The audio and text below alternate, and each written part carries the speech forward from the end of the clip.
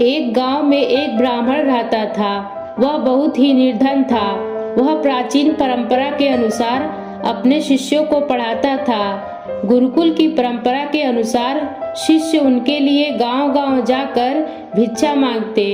भिक्षा में जो भी मिलता था उसी से उनका गुजारा हो रहा था। ब्राह्मण की पत्नी का बच्चा होने वाला था। ऐसे में ब्राह्मण की पत्नी को चिंता होने लगी कि उसकी संतान का पालन पोषण इतनी गरीबी में कैसे होगी। इसी बात को लेकर वो अक्सर ब्राह्मण को उसकी गरीबी के लिए ताने मारने लगी। वह कहती, ना जाने मुझे किन कर्मों की सजा मिली है जो मेरा विवाह मेरे पिता ने एक कंगाल से कर दिया। ब्राह्मण को यह बात अच्छी नहीं लगी। ताने सुन सुनकर वह परेशान हो चुका था। फिर एक दिन उसने एक फैसला लिया और अपने सबसे प्रिय शिष्य को बुलाकर सारी जिम्मेदारी उसे दे दी। इसके बाद 4-5 महीने में लौटने का आश्वासन देकर धन कमाने के लिए वह राजधानी में चला गया। ब्राह्मण के जाने के बाद उस शिष्य ने अपनी सारी जिम्मेदारियां ईमानदारी के साथ निभाने लगा। आसपास के गांव के लोगों को जब ब्राह्मण के जाने का पता चला तो सब लोगों ने मिलकर ब्राह्मण के यहाँ अनाज और जरूरत की बाकी सामान भिजवा दिए। आश्रम में बाकी शिष्यों को वह शिक्षा भी देने लगा। इसी तरह सब कुछ सही रास्ते पर चलने लगा। एक रात को ब्राह्मणी ने पुत्र को जन्म दिया। दरवाजे के पास खड़े शिष्य को जब यह पता चला तो उसने सोचा कि आगे क्या करना है। इस बारे में गांव के बुजुर्गों से सलाह ले लेनी चाहिए। वह जाने वाला ही था कि इतनी देर में वहां एक दुबला पतला ब्राह्मण लाठी के सहारे चलते हुए वहां आया। उसकी वेशभूषा देखकर शिष्य को लगा शायद वह कोई भिखारी है। शिष्य बोला, ओ बाबा, कौन हो तुम? आधी रात को यहाँ कैसे आना हुआ? अभी ये मत पूछो कौन हूँ मैं, मुझे कुछ काम है, बस मुझे तुम अंदर जाने दो। उस दुबले पतले ब्राह्मण ने जवाब दिया, ऐसे कैसे जाने दे? कम से कम अपना परिचय तो दीजिए। और भला आप इस स्थिति में एक असहाय स्त्री के पास कैसे जा सकते हैं? शिष्य दरवाजे पर रास्ता रोके खड़ा था। ब्राह्मण ने हंसते हुए जवाब दिया, तो सुनो, मैं विधाता हूँ, सबका भाग्य लिखने वाला। आज यहाँ जो बच्चा पैदा हुआ है बस उसी का भाग्य लिखने आया हूँ। भाग्य लिखने वाले को कौन रोक सकता है भला? इतना कहते हुए वह ब्राह्मण हंसते हुए शिष्य को हटाकर अंदर चला गया। जब वह बाहर आया तो शिष्य ने उत्सुकतावश पूछा, महाराज फिर क्या लिखा? आप मेरे गुरु भाई के भाग्य में आज तक विधाता ने किसी को बताया है क्या कि उन्होंने किसके भाग्य में क्या लिखा है? परंतु शिष्य भी उन्हें ऐसे नहीं जाने देने वाला था। पीछा ना छोड़ते देख ब्राह्मण ने विवश होकर बोला, यही जानना चाहते हो ना कि क्या लिखा है? तो मैंने ये लिखा है कि ये लड़का हमेशा निर्धन ही रहेगा। इसके पास घर में एक गाय और एक बोरा अनाज के अलावा कुछ भी नहीं रहेगा।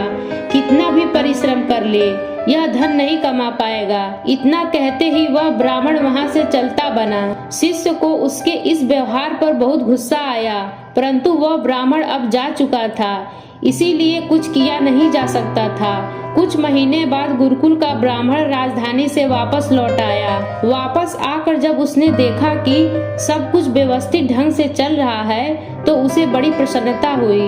अपने साथ वह काफी धन कमा कर लाया था। अब उसे किसी बात की कोई चिंता न थी, इसीलिए अब उसका जीवन हंसी खुशी गुजरने लगा। लेकिन यह खुशी ज्यादा दिन तक न रह सकी। सब धन खत्म हो गया और कमाई का कोई साधन न होने से एक बार फिर गरीबी आ गई। अब ब्राह्मण का परिवार 2 साल पहले वाली हालत में आ गया था। इस बार फिर ब्राह्मणी को बच्चा होने वाला था। ऐसे में जब ब्राह्मण ने शिष्य से अपनी इस स्थिति के बारे में विचार विमर्श किया तो शिष्य ने उसे फिर से राजधानी जाने की सलाह दी। ब्राह्मण पहले की तरह अपनी सारी जिम्मेदारी अपने उसी बुद्धिमान शिष्य के कंधों पर छोड़कर राजधानी चला गया।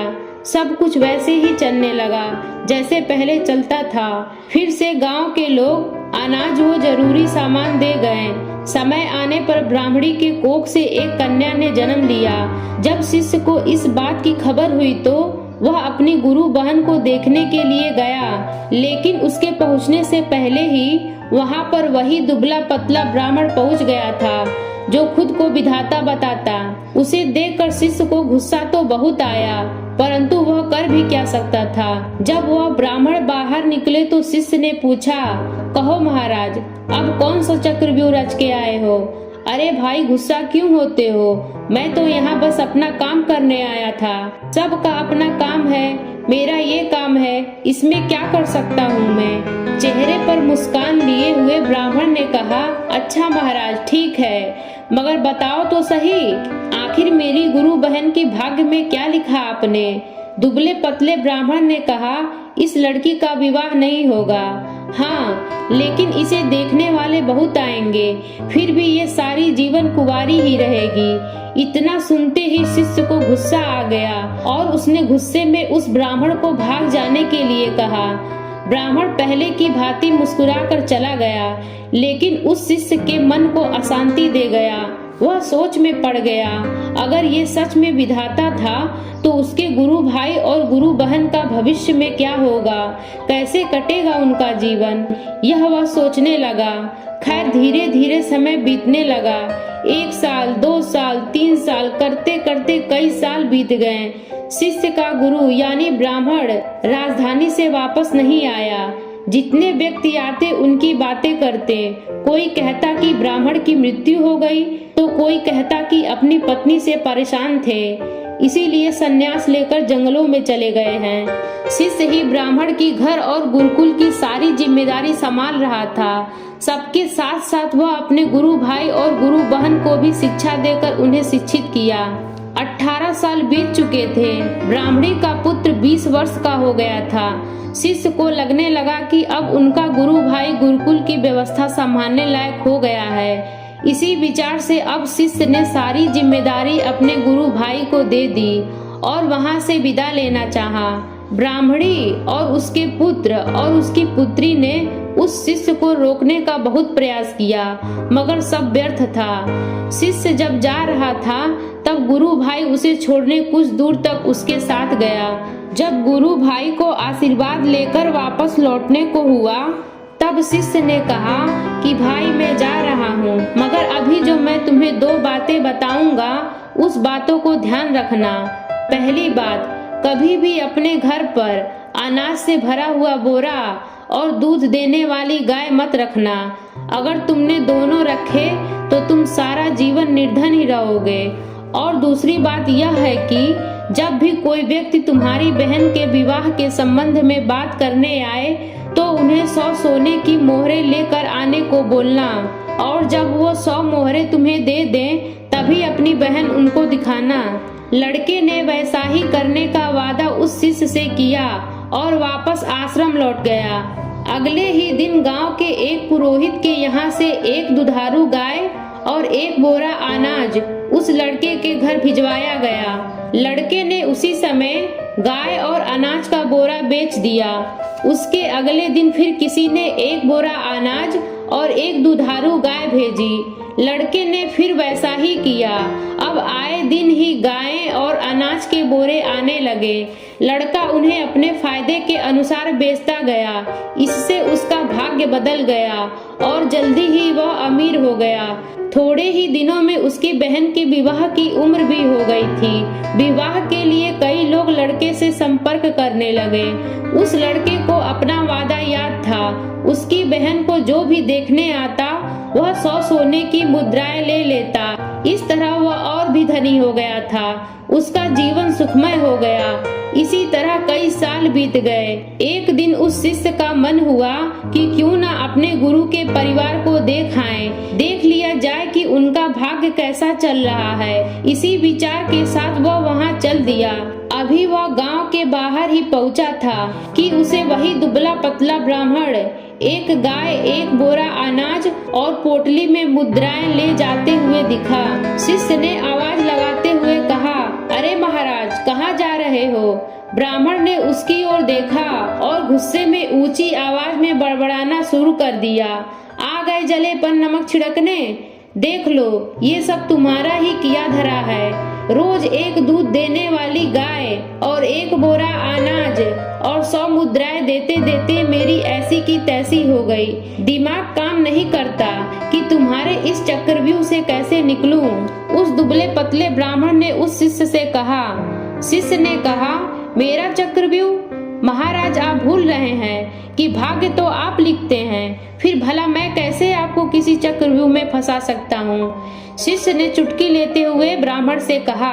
ब्राह्मण ने वापिस कहा, बेटा मैं तेरी बुद्धि से हार चुका हूँ, मेरी सहायता करो और मुझे इस झंझट से निकालो। शिष्य ने कहा, झंझट से निकलना है तो उन दोनों की भाग्य रेखाओं को मिटाना पड़ेगा। आप तो जानते ही हैं कि ये कलयुग है। आज का इंसान स्वयं अपने बुद्धि से अपना भाग्य बनाता है। उदाहरण आप देख ही रहे हैं। ब्राह्मण ने कहा, ऐसे कैसे मिटा दूं मैं भाग्य की रेखाएं? तो उठाइए झंझट, मैं कुछ नहीं कर सकता। अरे नहीं बेटा, मेरा कुछ ख्याल करो, कब तक इसी काम में फंसा रहूंगा मैं। शिष्य ने कहा कि मैं भी मजबूर हूँ महाराज, अपने गुरु को वचन दिया है कि उनके परिवार का ख्याल रखूंगा। अब ऐसे में उनका साथ कैसे छोड़ दूं? वैसे भी इस दुनिया में कुछ पाने के लिए कुछ खोना पड़ता है और फिर मुझे तो अपनी बहन का विवाह भी करना है।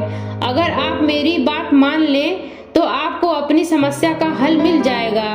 कुछ देर सोच विचार करने के बाद उस ब्राह्मण ने गाय और अनाज का बोरा और मुद्राओं की पोटली उस शिष्य को दे दी और बोले कि जाओ, मिटा दी उनकी भाग्य की रेखाएं। तुम्हें उनका जैसा भविष्य बनाना है बना लो, मैं कोई रुकावट नहीं डालूंगा। लेकिन हाँ, मेरी एक विनती है कि इस बारे में तुम किसी को बताना नहीं तो कोई भी मेरा आदर नहीं करेगा, किसी को मेरा भय नहीं रहेगा, जिसके कारण कोई भी मुझे याद नहीं करेगा। इतना कहते हुए ब्राह्मण वहां से चला गया, जो खुद को विधाता बता रहा था। तो दोस्तों, इससे यह सिद्ध होता है कि आप ही वह व्यक्ति हैं जो अपने बुद्धि से अपना भाग्य बदल सकते हैं। यदि आप अपने लक्ष्य के लिए पूरी तरह से समर्पित हैं, तो कोई भी ऐसी चीज नहीं है जो आप हासिल नहीं कर सकते हैं। हो सकता है हमारी परेशानियों में ही हमारी सफलता कहीं छुपी हो। ये तो हमारी मानसिकता पर निर्भर करता है कि हमारा जीवन कैसा होने वाला है। तो दोस्तों, इस कहानी के बारे में आपकी क्या राय है, कमेंट करके बताइए। कहानी अच्छी लगे तो लाइक करिएगा, चैनल को सब्सक्राइब करिएगा। कहानी सुनने के लिए आपका बहुत बहुत धन्यवाद।